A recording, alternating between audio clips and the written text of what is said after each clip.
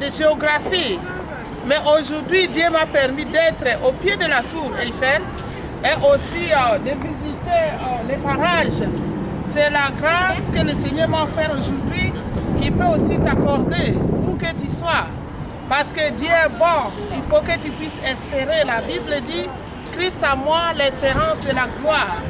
Je te bénis au nom de Jésus-Christ, que notre Dieu, le Père Tout-Puissant, puisse t'ouvrir les avantages, que les églises des cieux puissent s'ouvrir à ta faveur, afin que tu voyages, afin que tu arrives au pied de ce monument, si tel est le désir de l'Éternel pour toi, si il a destiné que tu puisses être au pied de la tour Eiffel à Paris.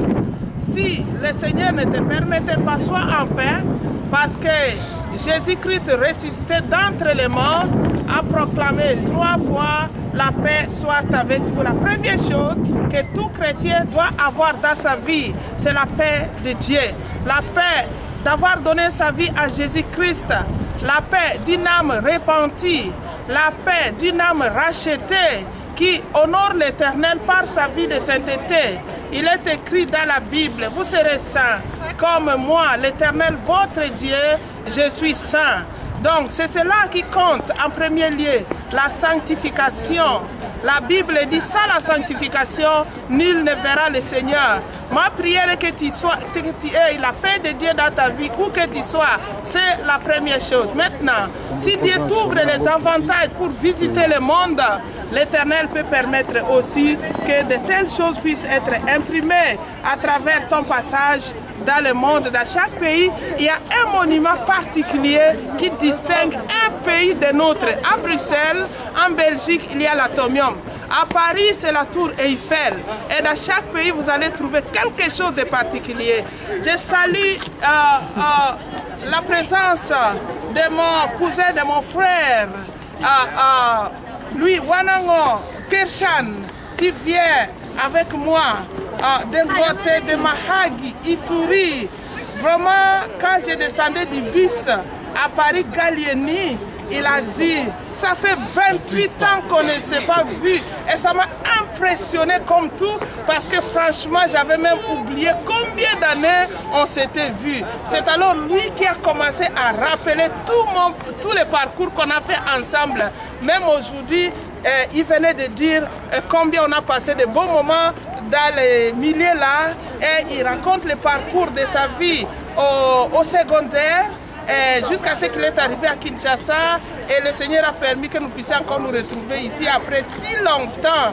Et je bénis l'Éternel parce qu'un événement nous a bouleversés, c'est la mort de mon petit frère Henri Adrongo Negowon, qui est mort le 25 novembre dernier. Et il fallait qu'on puisse se retrouver aussi ensemble en famille à cette occasion-là. Et je suis venu de Bruxelles les rejoindre à Paris à cette occasion et aussi à l'occasion de la fête de l'année et qui s'est merveilleusement passée. Les alours, Mot Ioucheke, Rubanga Opomuki Sapare Iwiou, Oro Manyen, Lufu Ario, pour Dapar Ario, Wafoyo. Merci pour tous les chrétiens du monde. Adorez l'Éternel, bénissez l'Éternel notre Dieu. Ce qui compte tantôt, je venais de le dire, c'est d'abord la paix de Dieu dans ta vie. Et puis l'espérance à l'Éternel qui a pour nous les projets de paix afin de nous donner un avenir et de l'espérance. Je proclame la prospérité sur chaque personne. Que Dieu vous bénisse. Vous n'avez pas un message particulier à envoyer aux habitants de Mahagi? Un message particulier à ceux qui habitent Mahagi, qui certainement vous voir soit par internet, soit par les images. Vous n'avez pas un message particulier à leur donner? Le message particulier que je donne aujourd'hui aux habitants de Mahagi, que c'est Dieu est là pour nous, pour tout reconstruire et pour faire encore mieux que ce qu'on a vu. Je sais que dans ma famille particulièrement, il y a eu beaucoup de morts à mon absence. Donc quand je suis allée à Kinshasa et pour l'Europe, et ça fait beaucoup d'années. La dernière fois que j'étais à Mahagi, c'est à l'an 2000 que j'ai fait un tour. Et alors beaucoup d'autres personnes très importantes de la famille sont parties auprès du Seigneur après moi. Je demande que vous soyez en paix parce que le Seigneur m'ouvrira la porte pour que je vienne en famille et passer de très beaux moments avec vous. Ce qui me tient encore beaucoup à cœur, c'est l'évangile. C'est vraiment se préparer au retour du Christ. Si les autres sont partis, et alors vous. Si les autres sont partis, et alors moi. Parce que mon tour viendra aussi, ton tour viendra aussi. Il est temps que tu puisses considérer ta vie devant l'Éternel. Parce que ton tour viendra aussi. Où passeras-tu l'éternité? Moi, je vais passer l'éternité auprès de mon Seigneur Jésus-Christ, dans la gloire du Père, dans la plénitude de la gloire céleste.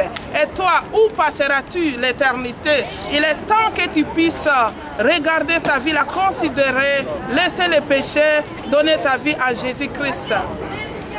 Et Papa Louis, certainement, il y a des membres de la famille, des proches que vous avez laissés depuis longtemps à Mahagi, à Kinshasa. Ils vont voir ces images. Qu'est-ce que vous allez leur dire? Qu'est-ce que vous allez leur donner comme message à nos frères et sœurs souffrant au Congo? Oui, d'abord je leur souhaite RV pour l'année 2012. À mes frères qui sont à Mahagi, qui tiennent bon, la vie c'est comme ça. Un jour Dieu va les aider. Et surtout, je leur recommande de faire beaucoup de prière, de connaître la grandeur de Dieu. Et je crois que tout va y aller. Pour le moment, je les félicite de tout ce qu'ils font, tout ce qu'ils font pour le développement du Mahagi. En tout cas, on voit les vidéos, on voit les Facebook, on voit tout ce qui se passe là-bas. En tout cas, qu'ils tiennent bon, Dieu va les aider. Un jour, tout ira bien à Mahagi. Je leur souhaite bonne année. Merci. Merci.